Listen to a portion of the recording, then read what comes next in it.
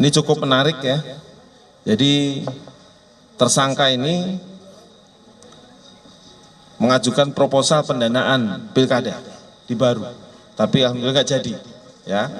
Ya ini dalam rangka untuk ya, jadi dana ini, dana uang-uang yang dicetak ini akan dipakai untuk itu ya. Ini dananya, tapi tidak jadi, tidak ada partai yang menyalonkan ya, walaupun dia nanti disebarkan dengan uang palsu supaya bisa memilih yang bersangkutan. Nah ternyata karena uang palsu jadi tidak jadi.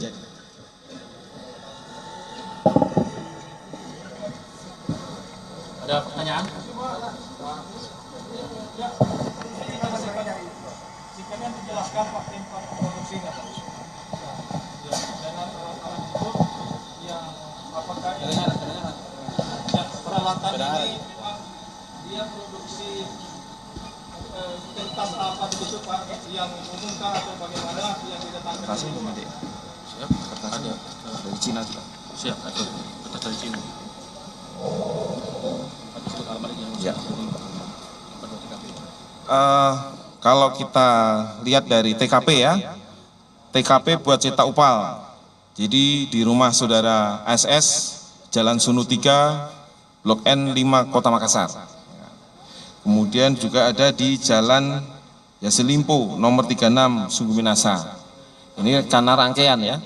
Kemudian untuk uang kertasnya itu juga impor, beli dari Cina, supaya bahan bakunya juga tinta dan lain sebagainya belinya dari Cina. Saya kira gitu ya. Pak. Halo Pak, ini apa sejak kapan beredar ini uang palsu dan sudah berapa banyak sebenarnya yang sudah beredar? Dan apakah betul itu yang puluhan miliar yang sudah beredar itu bagaimana Pak? Dan tolong tadi diperjelas tentang yang berapa triliun tadi itu di BIP. Oh gini ya. Iya. Jadi kalau dari hasil interogasi yang pertama, pemeriksaan pertama, kita mulai dari awal ya. Timeline pembuatan dan peredaran uang palsu ini dimulai dari Juni 2010. Ya. Udah lama ini. Terus kemudian lanjut ini 2011 sampai dengan 2012.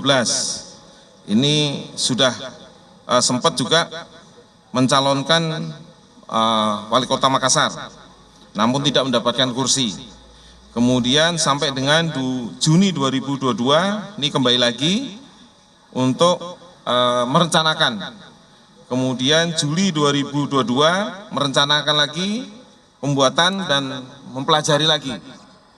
Jadi kalau dilihat dari sekarang, perencanaan pembuatan ini dari 2022. Kalau 2010 ini masih taraf pengenalan.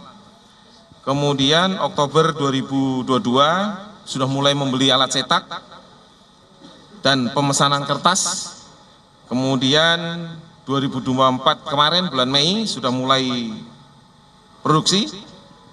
Kemudian sekitar Juni ini sudah ketemu di antara mereka ya.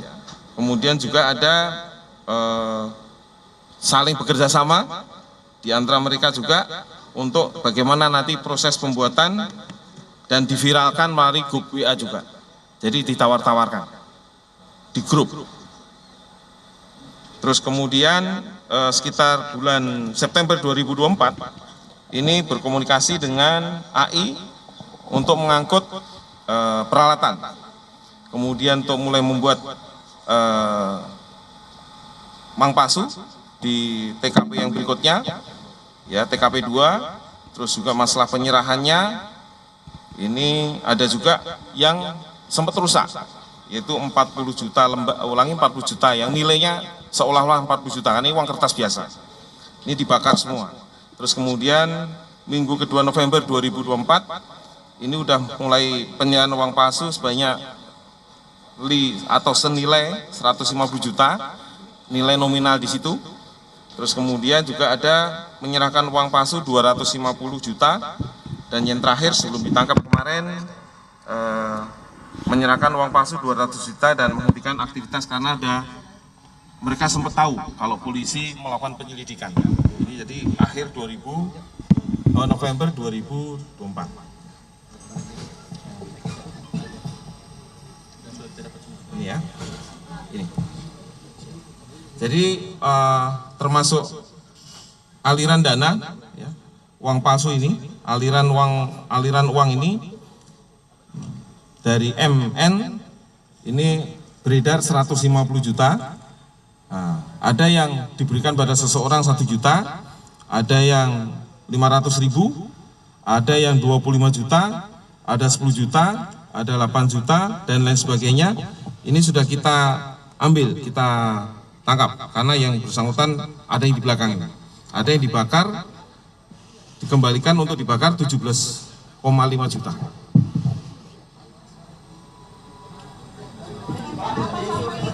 Bapak izin, Pak. Pak, bisa diperjelas tidak, Pak? Pak, bisa diperjelas tidak soal keterlibatan kemungkinan guru besar di UIN, karena kan ramai dibicarakan bahwa ada percetakan uang yang didapatkan di perpustakaan UIN. Terus yang kedua ke Pak dari perwakilan BI terkait berapa persen sih kesamaan antara uang palsu ini dan yang uang asli sebenarnya? Bagaimana cara membedakannya misalnya jika sudah beredar di lapangan? Ya, jadi dari hasil pemeriksaan ini memang yang bersangkutan murni pribadi, tidak mengait kepada pihak-pihak lain. Ya, hanya yang bersangkutan memang menggunakan kewenangan dan jabatannya di tempat itu dan tidak kaitan dengan pihak-pihak lain. Itu aja.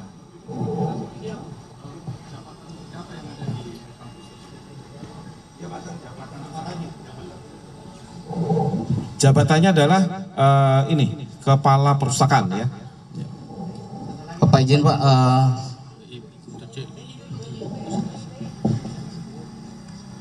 Ya, pertanyaannya berapa persen kemiripan? Ya, kami tidak dalam kapasitas membedakan berapa persen, apakah 50%, 90%, pokoknya beda. Ya, satu aja beda, itu sudah palsu. Ya, yang paling tidak bisa dipalsukan, ya, itu adalah multicolor latent image. Jadi kalau Mbak punya uang 100, ya, bagian depan Mbak ngelihatnya harus miring. Kalau miring itu ada angka 100, itu warnanya merah, kuning, hijau.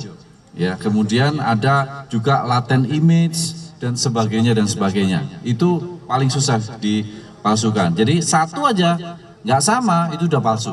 Bahannya itu sudah ketahuan dan hasil cetaknya relatively burem. Gitu. Terima kasih.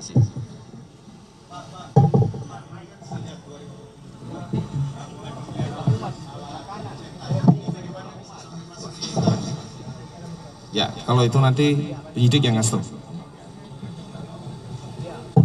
Jadi mohon izin rekan-rekan, awal pertama kan pembuatan uang palsu ini di salah satu rumah, yaitu atas nama AS, itu di Jalan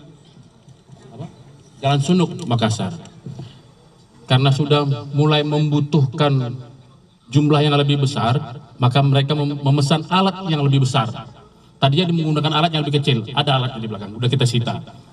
Mereka memesan alat yang lebih besar, yaitu alat cetak offset yang lebih besar, yang tadi yang disampaikan oleh Bapak Kapolda, senilai 600 juta mereka beli di Surabaya, namun alat itu dipesan dari Cina. Alat dari Cina. Nah, alat itu dimasukkan oleh salah satu tersangka, yaitu dengan inisial AI, itu ke dalam salah satu kampus di Goa, yaitu menggunakan gedung, salah satu gedung yaitu perpustakaan, tanpa sepengetahuan pihak kampus di malam hari. Di malam hari. Dan itu coba kami rekonstruksikan kemarin, ya, coba kami rekonstruksikan dengan 25 personil Polri mengangkat alat itu tidak mampu, jadi menggunakan forklift. Alat itu masuk dalam forklift, setelah itu didorong karena ada rodanya, yang tadi rodanya 6, sekarang tinggal 4 karena saking beratnya tidak mampu menahan beban beratnya mesin tersebut. Jadi itulah ceritanya di awal bulan September 2024 TKP 2 mulai dilaksanakan tindak pidana tersebut. Paham ya? Tidak, ini jadi ini murni ini ada pendananya secara pribadi. Ya, murni saya tegaskan sekali lagi, murni pendananya secara pribadi dan sedang dalam pengembangan kami. Ya rekan-rekan, karena rekan-rekan selalu mendesak kami untuk buka, akhirnya kita buka daripada blunder. Ya, tapi masih ada tersangka-tersangka yang nantinya akan kita tersangkakan kalau memang alat bukti sudah cukup. Ya, karena kami tidak mau, kami juga laporkan kepada Bapak Kapolda, kami tidak mau tergesa-gesa mentersangkakan seseorang. Kami juga harus mengantungi minimal 2 alat bukti dan itu harus kuat. Sehingga yang bersangkutan sudah tidak bisa mengelak lagi, ya tidak bisa lagi menghambat penyidikan, baru kami tersangkakan. Ya, ada salah satu sudah di dalam belakang, ya.